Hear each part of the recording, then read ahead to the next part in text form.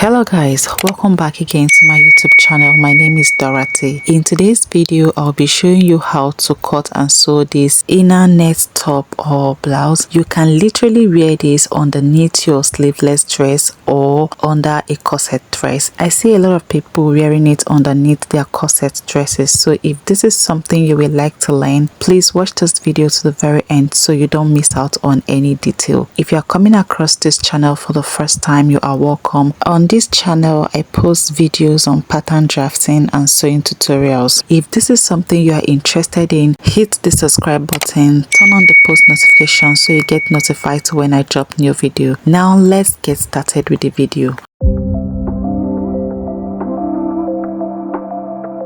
The material that I'm using for this tutorial is this beautiful, nice looking chantilly lace. You can use any lace material of your choice, any pattern of lace material of your choice. And what I'm having here is not up to 1.5, so it's just 1 yard and some inches. This sample lace is stretchy, so if you're looking forward to making this type of top or blouse, make sure your lace fabric is a bit stretchy, because a stretchy lace will give you that bodycon fit. Let me take this out while we work on the pattern.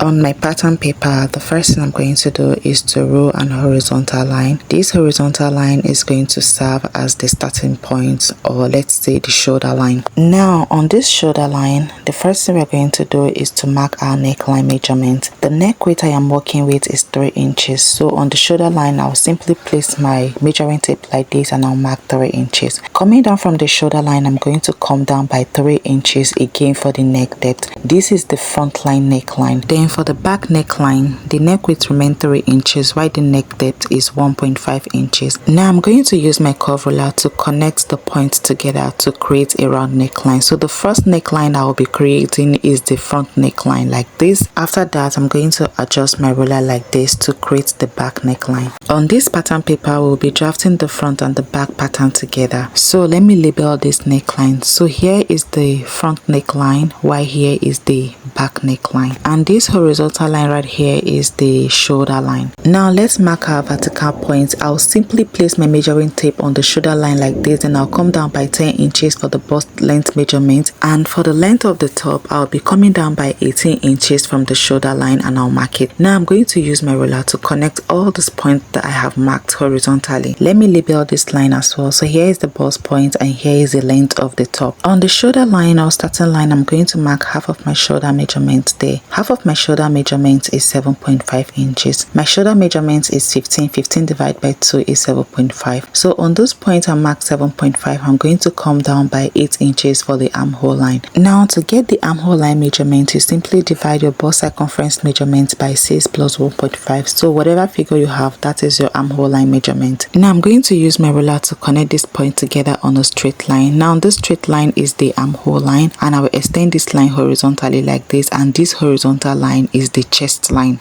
To create the armhole curve, I will divide this armhole line by 2, then mark the midpoint. On this midpoint, I will come in by 1/2 inch. Then here on the chest line, I'll divide my round bust measurement by 4 and I'll mark it. Now I will use my curve ruler to connect these 3 points together to create the armhole curve. Because our shoulder line is not straight but slanted, so here on the armhole line, I'm going to come down by 1/2 inch. Now I'm going to use my ruler to connect this point I came down by 1/2 inch on the armhole line to the neck width. Now let's mark the remaining body measurement. Here on the bust point, I'm going to mark 1/4 of my bust circumference measurement. That is, I divided my bust circumference measurement by 4 and I marked it. And I'll do the same thing here on the waistline. I'll simply mark 1/4 of my waist circumference measurement here. This pattern paper or this top does not require any dart. So now I'm going to use my ruler to connect this point that I have marked together. Now let's cut this out. I'll start cutting from the side, then the neckline. I'll be cutting the back neckline first. After that, I'm going to cut through the slanted shoulder and then the armhole. So guys, we are basically done cutting out the back pattern first. So the next thing I'm going to do, I'm going to fold this chantaline lace into two to cut out the back pattern on the fabric. So go ahead and do the same thing. Fold your fabric into two, place your pattern paper on it and cut it out just the way you see me doing. While I was placing the pattern paper on the fabric, I decided to increase the length of the top by 5 inches. So if you want yours longer, you can go ahead to increase the length of it, or if you want it shorter, you can go ahead to reduce the length of it. It all depends on what you want. Okay, for the back piece, I don't want any zipper allowance at the back. I'll be fixing button on the neckline so that I'll be able to put it on and also remove it at the same time. If you're the type that likes zipper, go ahead and add your zipper allowance on the fabric before you start cutting it out. Then here on the side, I went on to add 1/2 inch sewing allowance. This fabric is already stretchy and I want this top to be really fitted, so I decided not to add so much sewing allowance. But if you're working with a fabric that is not stretchy at all, please go ahead and add as much needed sewing allowance, like 1 inch or 1.5 inches depending on what you want. So guys, we are basically done cutting on the back piece. So the next thing I'm going to do, I'm going to cut through the center back so we can fix the button when I am done sewing. I didn't use an actual measurement when I was cutting this, but it shouldn't be more than 3.5 inches to 4 inches long. And here is exactly how the back piece looks like. So now I'm going to keep this aside while we work on the front piece. For the front piece, I'll be folding my fabric again into two, just like I did for the back piece. But the first thing I'm going to do, I'm going to cut through the front neckline just the way you see me doing. After that, I'm going to place this on the folded fabric, then cut it out.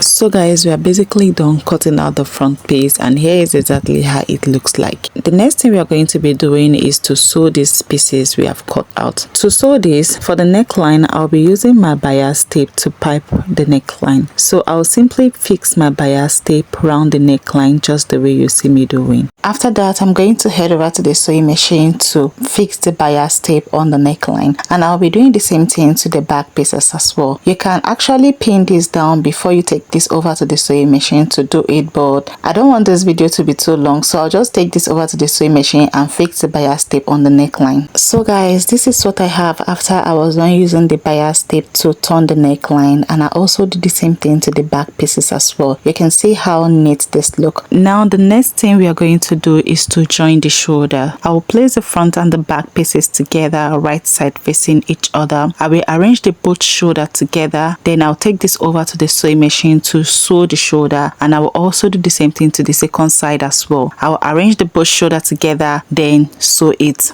So guys, this is what I have after I was done joining the both shoulder together. So now I'm going to keep this aside while we work on the sleeve. To work on the sleeve, on this remaining chantaline fabric, I will fold it into two just the way you see me doing. Then I went on to measure the length of the sleeve. The length of the sleeve that I am working with is 22 inches, so I marked the 22 inches. After that, I went on to use my scissors to cut it out.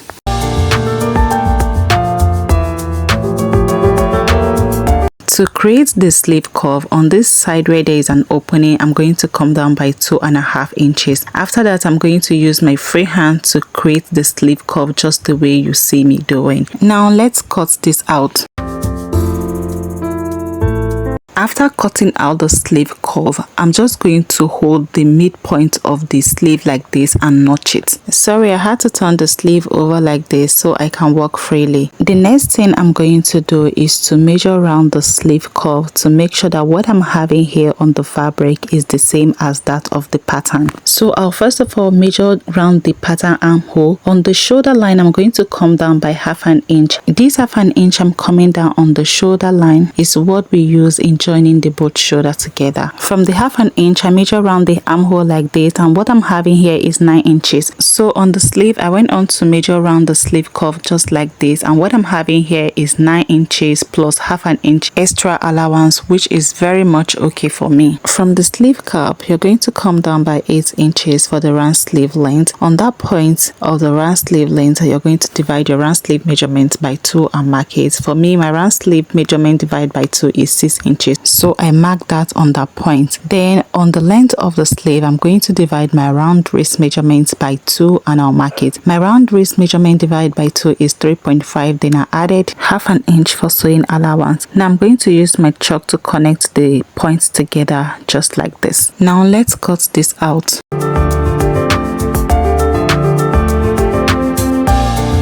This is what I have after I was done cutting this out. Now the next thing I'm going to do is to place this sleeve on another folded pieces of fabric and cut the second sleeve out. This is what I have after I was done cutting the second sleeve out. Now let's fix the sleeve. On my top here, I'm going to open up the sleeve armhole like this. Then I'll place the sleeve, that is this notch point of the sleeve. I'm going to place it on the shoulder joining. You can go ahead and use your office pin to pin them together before you take this over to the sewing machine and stitch it, but for me I'm going to do this directly on the fabric. After I'm done joining the sleeve to the top, I'm going to arrange the sleeve side and also the dress side, and I'm going to join it together as well. So let me go and do this and bring it so that you see what we have.